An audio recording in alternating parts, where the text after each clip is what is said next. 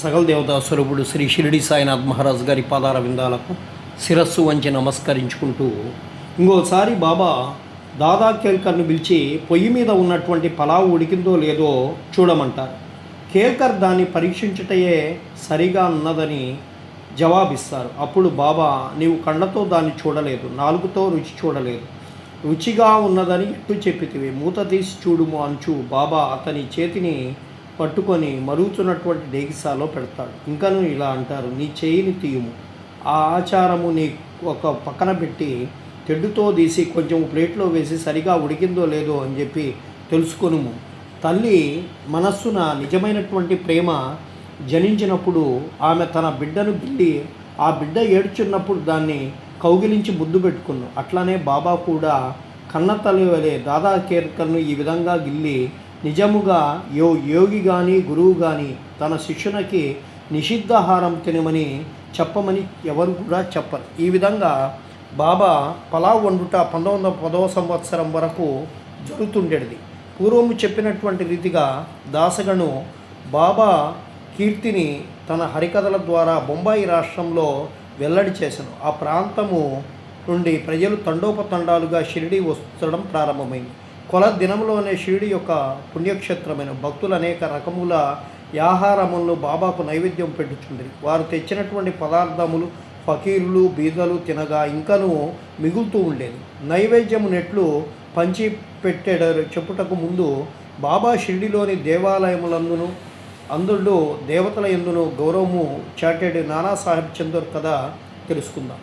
ఎవరికి తోచినట్లు వారు ఆలోచించి ఊహించి బాబా బ్రాహ్మణుడని, కొందరు మహమ్మదీయుడని, మరికొందరు చెప్తూ ఉండేవారు. నిజంగా బాబా ఏ జాతికి చెందిన వారు కారు. వారు ఎప్పుడు పుట్టిరో, ఏ జాతి నందు పుట్టిరో, వారి తల్లిదండ్రులు ఎవరో ఎవరికీ తెలియదు. కనుక వారు బ్రాహ్మణుడు కానీ మహమ్మదీయుడు కానీ ఎట్టు కాగలరు. వారు మహమ్మదీయులైనచో మసీదులో ఎప్పుడు ధుని ఎట్టు వెలుగుతూ ఉండేది. అచ్చట తులసి బృందావనం ఎట్లుండేది, శంఖము ఊదడం ఎట్టు ఒప్పుకునేవారు, గంటలను మ్రోగించే వాటికి ఎట్లా సమ్మతించేవారు, సంగీత వాయిద్యాలను ఎట్లు వాయిద్యము చేయనిచ్చేవారు, హిందువుల మత ప్రకారము షోడశోప పూజలు ఎట్లు జరుగుతూ ఉండేవి, వారు మహమ్మదీయులంచో వారి చెవులకు కుట్టు రంధ్రములు ఎలా ఉండేవి, గ్రామంలోని హిందూ దేవాలయములన్నింటినీ ఏల మరమ్మత్తు చేయిస్తూ ఉండేవారు.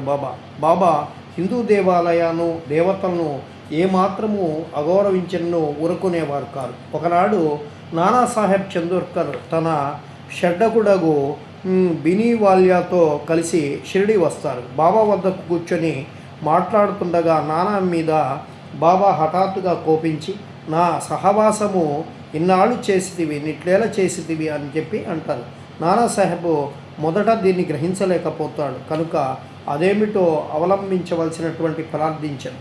కోపర్గాం నుండి షిరిడికి ఎట్లు వచ్చితవని బాబా అడిగాను. నానాసాహెబ్ వెంటనే తన తప్పును గ్రహించి సాధారణంగా షిరిడి పోవునప్పుడల్లా నానాసాహెబ్ కోపర్గాంలో దిగి దత్తదర్శనం చేసుకునేవారు. కానీ ఈసారి తన బంధువులు దత్తభక్తుడైనప్పటికీ అతన్ని కూడా వెళ్ళనీయక ఆలస్యమైపోతుందని చెప్పి చెప్తూ తిన్నగా షిరిడికి చేరుకుంటారు. ఇదంతయు బాబాకు తెలియజేయచుంది.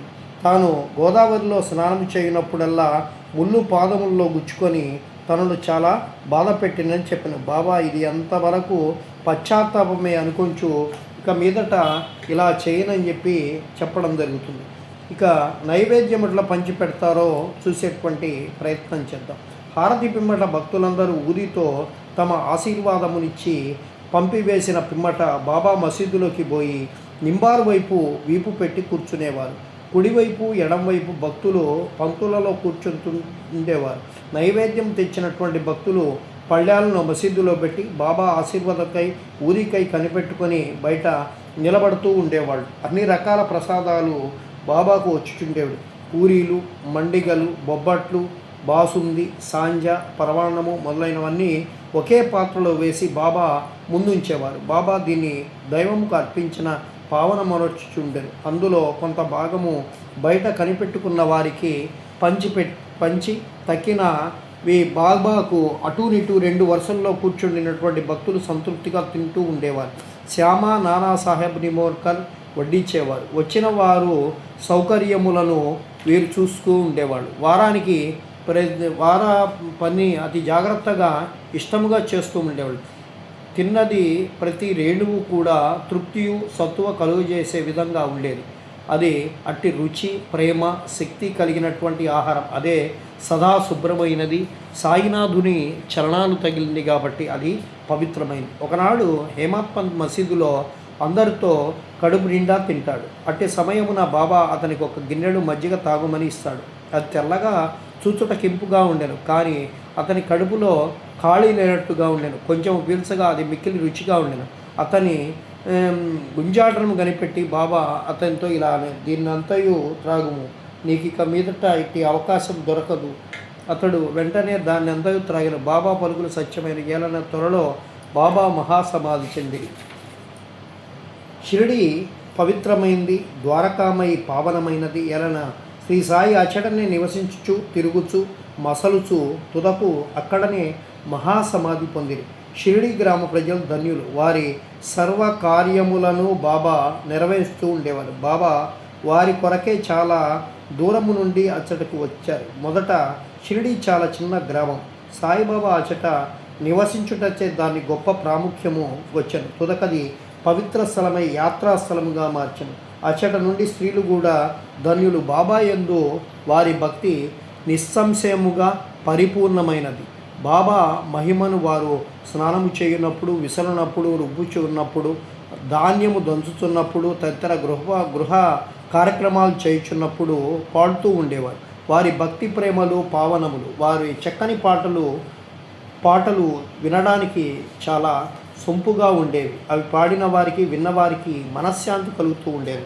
బాబాకు సంస్కృతము వచ్చునని నమ్మువారు ఉండరు. ఒకనాడు భగవద్గీతలోని ఒక శ్లోకము బాబా చక్కని అర్థమును నానాసాహెబ్ చందోర్కర్కు బోధించి ఆశ్చర్యం కలుగజేస్తాడు. ఈ విధంగా వారు స్వయంగా నానాసాహెబ్ చందోర్కర్ నుంచి కొన్ని సంగతులు తెలుసుకొచ్చే ఈ వృత్తాంతము చెప్పేటువంటి ప్రయత్నం చేద్దాం. నానాసాహెబ్ చందోర్కర్ వేదాంతమును బాగా చదివినవారు. ఆయన భగవద్గీతను వివిధ వ్యాఖ్యానాలతో చదివి ఉన్నందున తన పాండిత్యమునకు లోలోన గర్వించుతూ ఉండేవాడు. బాబాకి ఈ విషయం కానీ సంస్కృతం కానీ తెలియదని ఆయన యొక్క అభిప్రాయం. అందుచే ఒకనాడు బాబా అతని గర్వాన్ని అణచాలనుకుంటాడు. ఆ తొలి రోజులలో భక్తులు గుంపులుగా వస్తూ ఉంటారు.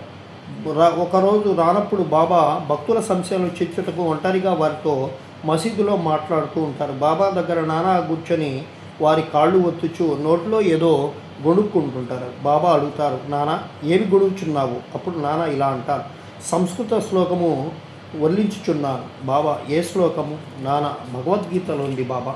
బాబా అంటారు, గట్టిగా చదువు నానా. భగవద్గీత 4వ అధ్యాయము 34వ శ్లోకంలో ఈ క్రింది విధంగా చదవడం ప్రారంభిస్తాడు.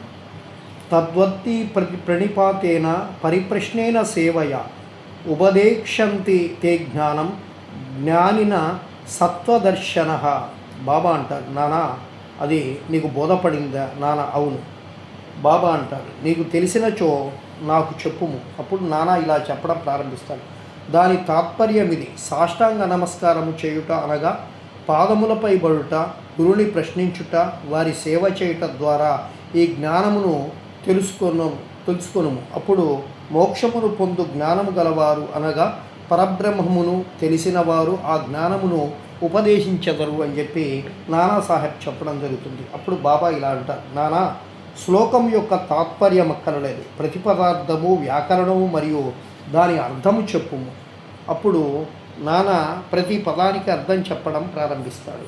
బాబా అంటాడు, నానా ఉత్త సాష్టాంగ నమస్కారం చాలునా అని చెప్పి సాయినాథుడు ప్రశ్నిస్తాడు. అప్పుడు నానా అంటారు, ప్రణిపాతమనగా పదమునకు ఇంకొక అర్థము నాకు తెలియదు. ప్రణిపాతమనగా సాష్టాంగ నమస్కారం అని మాత్రం నాకు తెలుసు అని చెప్పి చెప్తారు. అప్పుడు బాబా ఇలా అంటారు, పరిప్రశ్న అనగా ఏమి? నానా ప్రశ్నలు అడుగుట. బాబా ప్రశ్న అనగానేమి? నానా అదే అనగా ప్రశ్నించు. అప్పుడు బాబా ఇలా అంటారు, పరిప్రశ్న ఎన్నను ప్రశ్న ఎన్నను ఒకటే అయినచో వ్యాసుడు పరి అను ప్రత్యామ్నాయమును ప్రశ్నకు ముందేలా ఉపయోగించను. వ్యాసుడు తెలివి తక్కువవాడా?